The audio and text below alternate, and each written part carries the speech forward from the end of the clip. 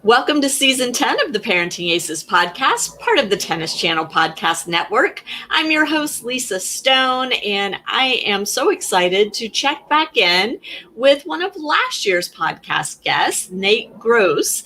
Nate is the founder and creator of Spec Tennis, and for those of you who may have missed our episode last year, there will be a link to it in the show notes on ParentingAces.com. But I'm really excited to chat with Nate and kind of hear what's been going on with Spec Tennis over the last year, the growth in what he's created, and how different coaches are using Spec Tennis to help their junior players develop, how families are using it. There's a lot going on. Before I bring Nate on, though, just a quick reminder, if you haven't become a premium member of Parenting Aces yet, we would love to have you. Just go to ParentingAces.com and click on the join button. Very simple to do. And we've got so much happening around here. Lots going on in the world of junior tennis, lots of changes going on in the world of college tennis. So I encourage you to follow us on all our social channels. Make sure you don't miss anything because we don't want you to miss a thing. All right. All that said, let me bring Nate Gross on. Nate, it is such a pleasure to chat with you again. So much has been happening in the world of Spec Tennis. So welcome back to the podcast. Thanks for having me again, Lisa. So fill us in. I mean, I'm reading testimonials from all kinds of famous people in the tennis world and the business world. It's really exciting. Oh, thank you. It's been pretty fun. So for those that aren't familiar with Spec Tennis, maybe they missed us last summer, can you just give us a little rundown on what Spec Tennis is? Yeah, so it's a racket sport that's played on a pickleball court, but it's very tennis-like. You use an 18-inch paddle with holes in it, and you use an orange dot low compression tennis ball, which is 50% less pressure than a regular ball, and so it works really well on that smaller court. And after last year's pod, you sent me some paddles and balls to play with at home, which was great during the lockdown because it allowed me to get out and hit some balls against my garage and with my husband and just kind of keep my tennis skills, well, not perfectly honed, but at least not have them go away altogether. How is the sport played? I mean, you mentioned the paddles, you mentioned the orange dot ball, but scoring wise, court wise, what does it look like? So you play no-ad tennis scoring with an underhand serve. So first to win 4 points wins the game. And then you also play short sets. So first to 4 games wins a set. And so the sets happen pretty quick. Matches happen pretty quick. You can play 5 sets maybe in an hour. And so it's a lot of fun. There's not a lot of time in between points because the balls are contained in a small area. And also, without having a second serve, you only get one serve. There's no missing your first serve in the net going to pick it up. So everything happens pretty quick, pretty fast-paced. Why Spec Tennis as opposed to pickleball? Or do the two work hand in hand since it's played on the same court?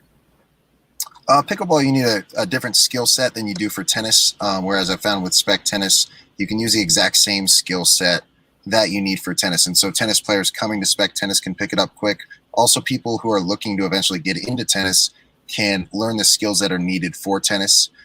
Because of the way the rules are structured in pickleball and the ball and the paddle, you're hitting a lot of different types of shots. And so while you may get good at pickleball, I don't see that directly translating to you being able to rally a tennis ball on a full-size court back and forth.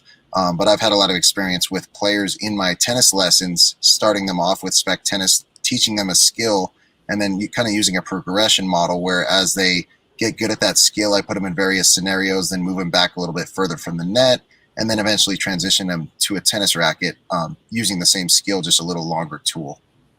Got it. So specifically, what skills are you talking about? Let's kind of put this in the perspective of a junior tennis player looking to work on something new.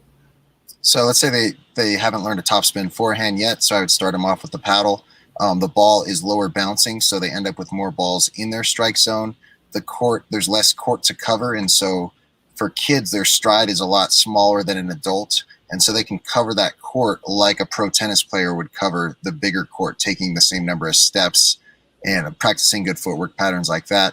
But just simply, if you're teaching somebody a topspin forehand, just finding the sweet spot is a lot easier with the paddle because it's shorter than it is on the tennis racket. And so I found that players are able to get it and they're able to rally, and you're able to put them in various scenarios. So instead of just working on the technique of hitting the ball, now we can put them in scenarios where they have to place the ball properly cross court, place it down the line, put together patterns, and then they transition that same thing to the tennis court. So just so people understand, you grew up playing tennis. You are a tennis teaching professional. So you understand the game of tennis inside and out. Why did you feel the need to develop Spec Tennis? What was missing for you that Spec Tennis fills? Well, initially there wasn't really anything missing. I initially developed it just as a fun sport. I went out on a pickleball court one day. Hadn't played pickleball before, but I'd played platform tennis and paddle tennis in Venice Beach, and I just wanted to try to have fun out on the pickleball court. So that's kind of how it started. But as time went on, I thought, well, this could be a really good tool for players, especially new players into tennis, just being able to get to a rallying stage a lot quicker than they might be able to on a full-size tennis court with a 27-inch racket. And I think that's, for me, I think that's one of the things that deters people from tennis in the first place, is just it takes so long to be able to play the game. And so I saw that, well, you have a lot more control with the paddle. It's not as powerful. The ball's not going haywire for a beginning player. And so why not try this out in my lessons and see if it can actually work? And so I've been doing that for about the past year and a half now, pretty much all my lessons, and they love it. And it's just been, I think, a really good training tool. We know USTA launched, well, the ITF and USTA launched red, orange, green, yellow progression years ago now, where you progressed, starting with a smaller racket, shorter court, lower compression ball, and moving up as the skills developed. And USTA tied it to ages, then it became tied to skill. How does Spec Tennis work in conjunction or in lieu of the red, orange, green, yellow progression?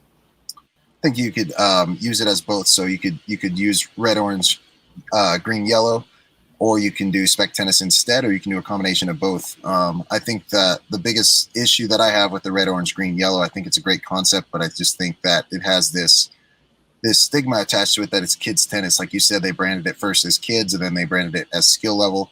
And so if you try to get an adult out there with an orange ball with a tennis racket, they're thinking, all right, I'll do this for a couple shots, but now I'm ready to go to the real ball. And same thing with kids, they want to play what their parents are playing. So with Spec Tennis, the good thing about it is everybody uses the same equipment on the same size court. So if you have like a 25-inch racket with an orange ball with a kid, they don't feel like they're playing kids tennis. They're playing just a complementary sport. So I think that's the advantage that it has, even though I love the concept of red, orange, green, yellow, and I do use it daily. And I mean, one of the things that I think you just mentioned that's so fun about Spec Tennis too is that the whole family can be out there together, and regardless of the tennis skill level, they can have a fun Spec Tennis match, even if they're not great at tennis, or even if there's a big discrepancy in skill level on a tennis court, right?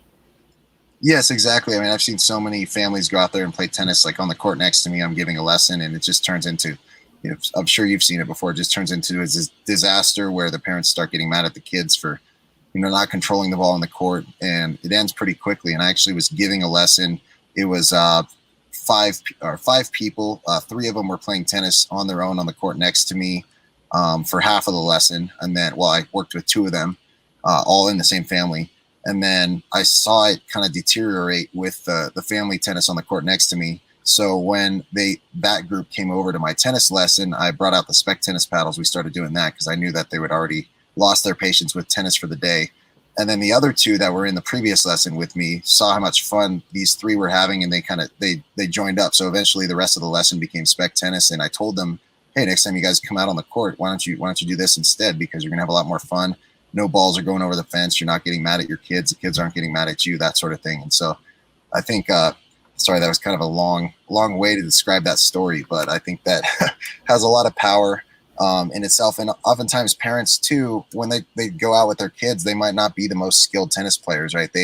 They might not be giving the kid the right ball in order for the kid to have success, but yet they get upset with the kid when the kid can't hit it back to them. Whereas spec tennis, there's a lot more room for error, right? You don't have to be striking the ball quite as well to be able to control it back to your family member. Right. One of the things you've done recently is creating an organization around spec tennis, the United States Spec Tennis Association. Why did you feel the need to do that, and what is the purpose of the association? I think the purpose is mainly to just kind of govern the sport, so people who want to host tournaments in the future and leagues and things like that, they have a kind of a sense of direction on how to do that, and it's not just kind of a free-for-all with anybody going out and creating their own rules for the sport and things like that. And then there's an ambassador network that was recently created as well with people throughout the country who are growing and promoting spec tennis in their local areas, and that's been it's been pretty fun, pretty successful as well. So that's how people like Dave Fish, the former Harvard coach, that's how he got kind of turned on to spec tennis, and he's been making pretty good waves in the Boston area with it. I love that. So you are having tournaments, leagues are starting to crop up around the country.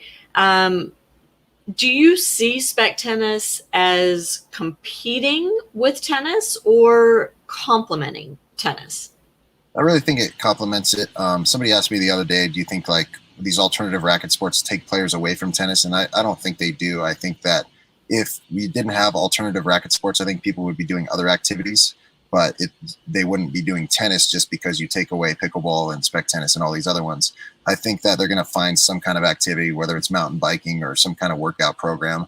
And so having these alternative racket sports is great. I think that 100% of the population is not cut out to be a tennis player. So yes, there's a certain percentage that's just going to stick with their alternative racket sport, but then there's also a certain percentage that's going to transition into tennis. So once they get some skills in one of the alternative racket sports, and they'll say, hey, I want a little bigger court. I want to, I watched Wimbledon the other day. I want to try playing that. And they already have kind of a skill set to be successful in that rather than coming in cold from day one in tennis, and then maybe dropping out if they're not that committed to putting in the time and the money to get really good. Are you getting any pushback at all from like USTA or Universal Tennis as, coming in and trying to steal their consumers? No, I haven't heard anything from the USTA. I think Universal Tennis, I love them. I think I'd like to develop something similar or partner with them in the future on getting just a level-based rating system going. So not gender-based, but level-based. I think it's a great concept. I was actually talking to somebody the other day who's somebody in, I think USTA New England is interested and wants to try out spec tennis and see if they can get something going with it as well. So I think that there was this article came out about the tennis boom, which I think is great, but I think it's also a little bit artificial because as things start opening back up, people go back to their regular activities. So I think anything we can do to kind of spur the growth of tennis, and I really think spec tennis can help with that. So I think the USTA, if they don't see it already, I think they can eventually see how that can kind of help, especially with, in my opinion, people that enter pickleball don't often then transition into tennis. And so I think pickleball might be potentially taking away some candidates that could be playing tennis, whereas spec tennis can combat a little bit of that. Got it. One aspect of spec tennis that you've really been trying to promote is from the coaching side and from the club side, using spec tennis as, like you said, an entry into tennis. What can coaches do to bring spec tennis into their facility, their park, their club, whatever? Did you ask what can coaches do to bring it in? Yes. So it's very easy. I mean, you just really just need the paddles and the balls. Most clubs already have the orange balls, so you just need the paddles. You don't even need pickleball courts. You can do it on tennis courts. If you wanted to really maximize your space, you can fit 4 of these courts on one tennis court. And so I've actually had really good success. I ran a program for 12 weeks, 3 4-week sessions through a local town near me. I just wanted to test it out and see if I could kind of break the norm of what tennis pros do. Typically, as a tennis pro, we're used to like four players per pro or 6 players per pro, something like that. Once in a while, we get 8, maybe in a junior clinic. But I wanted to see if I could really push the boundaries on that. So I went with 14 kids plus me, And the reason I didn't go higher than that was because COVID, that was the limit. You could have 14 kids in a class. And I wanted to see if I could successfully run the clinic with just me as the coach and 14 kids, which sounded crazy at the time. But it worked really well. And I ended up adding 2 more sessions for a total of 12 weeks. And the reason that I think it was so successful was because with Spec Tennis, I find that you can do more rally-based activities with the players right away. Whereas in tennis, you might have to spend a lot more time on technique and control and feeding out of the basket. So I did 0 feeding out of the basket. Everything was partner-based. And I just roamed around and gave quick tips the whole time. Everything fast-paced, a lot of rotations, playing against different people every couple minutes. And so I encourage tennis pros and clubs to look at this. I think it's a great revenue source because I didn't discount my prices just because I had a large number of kids in the class. And I didn't have any complaints from the parents. In fact, they wanted me to add more classes as well. So I think it can be a really good addition to any club, especially in terms of maximizing the space, being able to fit at least 4 times more players on one tennis court than you currently do. What type of feedback did you get from the kids themselves? The kids loved it. I mean, most of them hadn't done tennis classes before, but a few of them did. And they said that was the most fun tennis class they'd ever had. And they felt like they could actually play against each other and compete, which a lot of kids like. Some of the kids don't like competing, but then you just kind of compete with your partner to try to get the highest rally you can in 1 minute or something like that. So different kids are doing different activities, but most of the time after the class, like they kept playing. The class ended and they were still playing on the courts, and their parents, had already showed up to pick them up. And so I think it was really good feedback from the kids. Are you finding that in programs like that the kids are actually purchasing paddles, or do you just bring enough for everybody? So I gave them the option of renting a paddle for the session or buying a paddle, and pretty discounted price as well since they signed up for the class. But the way I explained it to the parents was I encourage your kids to practice on their own, like the skills that we're learning in the class. And I gave them some examples of things that the parents can do in the driveway with the kids, even if the parent doesn't have a paddle. And I just basically explained to them, I think it's really important that they at least hit the ball a couple times before the next class, because it's a lot harder to improve if they just come to class once a week and then they don't touch the paddle again. So I really encourage them to have the paddles and take them home, whether they were renting them or buying them. And I think they all appreciated that. I was putting in that effort to, give them some things that they can practice with their kids at home, because a lot of times a parent will go out with a kid and they won't have a clue of what they should be doing with the kid or what's going on in the class. And they'll just hit the ball and it's not really that productive. And as a result, maybe not that fun. So they don't do it a lot. But I actually had some parents end up purchasing paddles as well, because they were having fun practicing with their kids at home as a result of that. So. And they're a lot easier to pack when you go on vacation, I have to say. It's a lot easier to take a paddle than a full-size racket. Exactly. In fact, funny story, somebody sent me a video the other day. They were playing in the airport. I think it was Dallas. So they were waiting for their flight. A guy and a girl, they were just rallying in the terminal. And I was thinking, wow, this is crazy. Nobody stopped them. And it went on for like 10 minutes. I love it. I love it. It's a great way to pass time and get some exposure for Spec Tennis for sure. Yeah. So can we talk specifically about junior tennis and junior tennis development?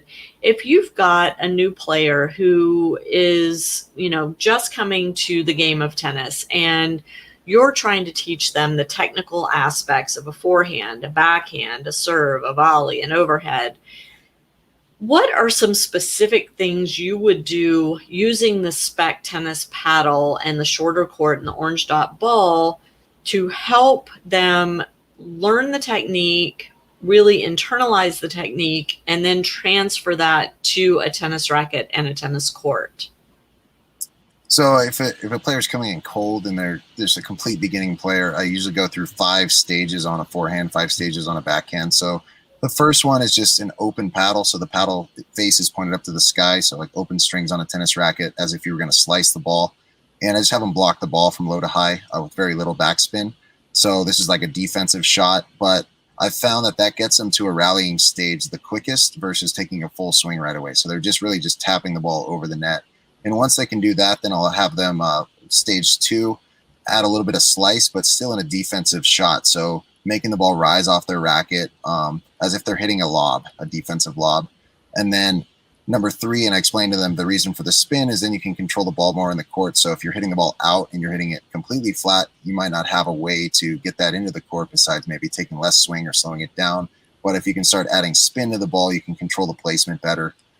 Level 3 would be an offensive slice. So the typical slice that you see in tennis where you're most of the time starting higher than the ball, cutting down the back of it. And then level 4, I introduce a flat forehand. So typically I find that the change from the slice to the topspin forehand is a greater degree of change than simply closing the paddle face a little bit and hitting it flat. And then finally, stage 5 is a topspin forehand. So I don't know if that answered your question, if I did a good job. But this is all being done with the paddle.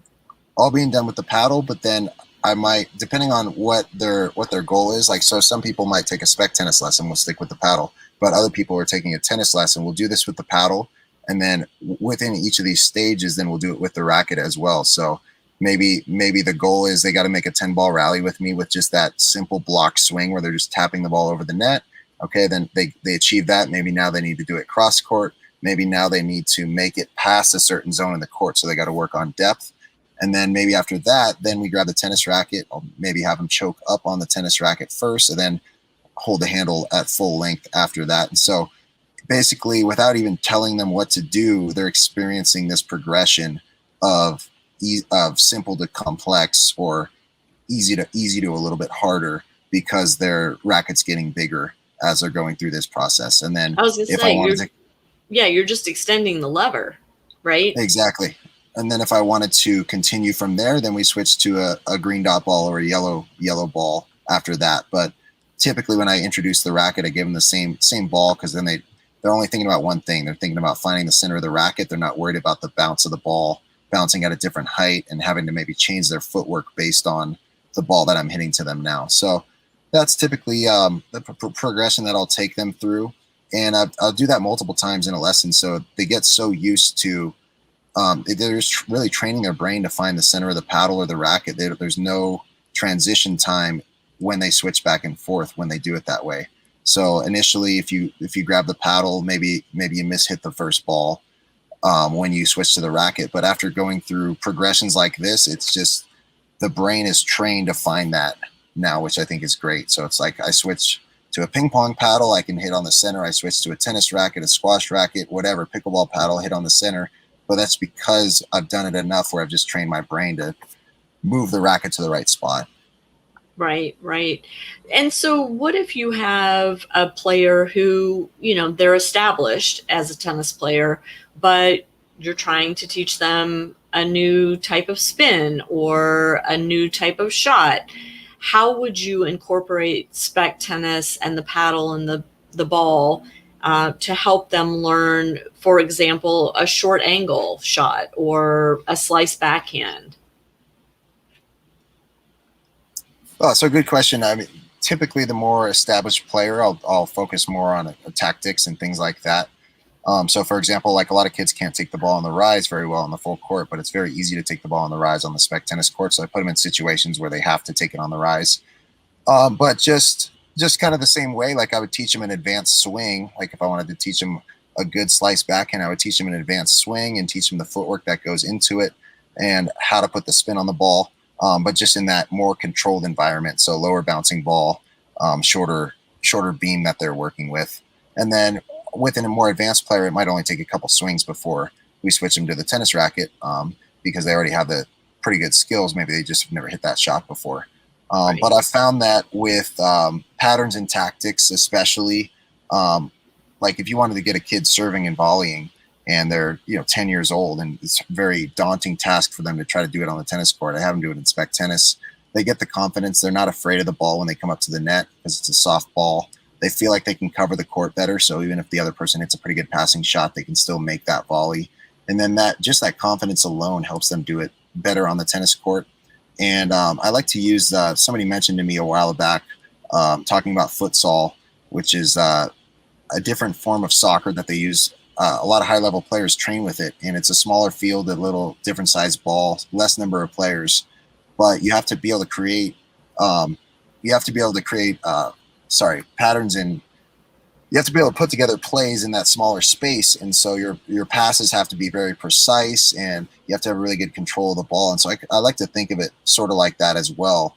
Like in Spec Tennis, you could have two high-level players playing, and it's a lot harder to put the ball away. So you have to really develop that point better than you might have to in tennis, where maybe on your first volley you hit a winner. In Spec Tennis, you might have to hit 3 or 4 volleys to hit the winner because the other person has a better ability to get it back. So I find a lot of power in training patterns and tactics, even for really high-level players, because then when they get back to the regular tennis court, like, it seems so much easier. I have so much more space to develop this pattern now, and I'm doing well. Right. And I could see too, with more advanced older players, they're not going to be happy if you put them on a red ball, maybe, but going to a whole different style of equipment with the paddle and the orange ball. It's not like they're going to little kid tennis. They're just going to more specific tennis, right? Where they have total control over the ball, as you're saying. They have time to think.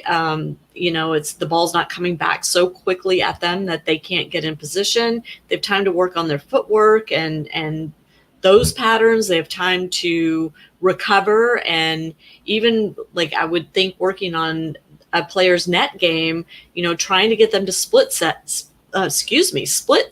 as they move forward. It's often very difficult with a yellow ball because the ball's coming so fast. But with the paddle and the orange dot, that's when you can really hone that skill. Exactly. And it can really be whatever you want it to be. It can be as slow or as fast as you want. So if you were just working on control with a beginning player, that you can give them a lot of reaction time. But if you're playing with very high performance junior players, they can actually rip the ball back and forth at each other, and it's quite fun. And if they can put enough spin on the ball, they can really crack the ball, and you can actually reduce the reaction time because it's that shorter space. The less time it elapses between each shot at the higher levels than in tennis. Sure. So if somebody is interested in learning more about Spec Tennis or getting involved in the sport, how do they go about doing that? Well, the best place to start is spectennis.com, spectennis.com, or you can send me an email, nate@spectennis.com as well. Awesome. And we'll have all of that information in the show notes on ParentingAces.com. Are there tournaments starting to crop up? How do people get involved in those? Yeah, it's been dead for about the past year and a half, which I'm sure most stuff has been, but we're planning a big one for Florida, a national tournament in February, hopefully. And then hopefully some local tournaments will start popping up, either ambassadors hosting them or myself hosting them as well. Before the pandemic, I was doing a couple tournaments a year in Northern California. Now I've relocated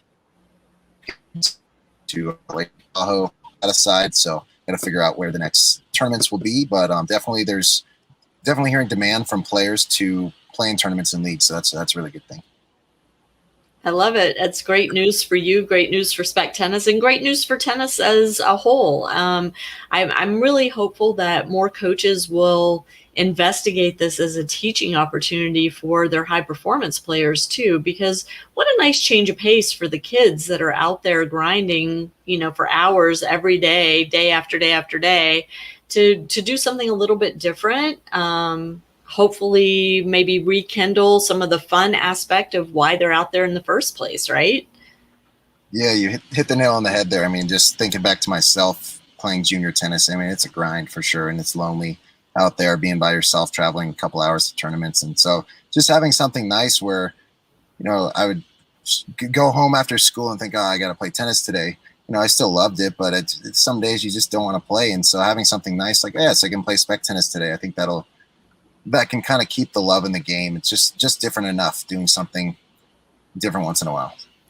Different enough, but also similar enough that they can use the skills that they know from tennis or are learning in tennis, then perfect them with Spec and take it back to the full-size court with the regular racket. I think it's a great alternative for the kids, and again, for the families, to be able to pack up 4 6 or however many people there are in your group, to pack up the paddles and the orange balls. Certainly way easier than schlepping tennis rackets on vacation. And, pretty much every hotel now has tennis courts nearby, if not on property. What a great thing to do as a family when you're taking a break from the daily grind. Exactly. Thank you. Well, Nate, it's been a pleasure to check in with you again. I hope you'll stay in touch and keep us posted on these tournaments as they start to pop up. Hopefully everybody's getting vaccinated and we're going to see all of our sports and activities back to full capacity. But in the meantime, get some Spec Tennis paddles, grab a couple orange dot balls, get out in your driveway, get on your local park tennis court and start playing around with it and have some fun, develop the skills, enjoy being together as a family outdoors. And let's help these racket sports continue to grow. It's a great thing. Well, thank you so much. Very kind words. I appreciate it. Absolutely. Nate, thank you again for being on. To my listeners, thank you so much for tuning in. We'll catch you next time on Parenting Aces.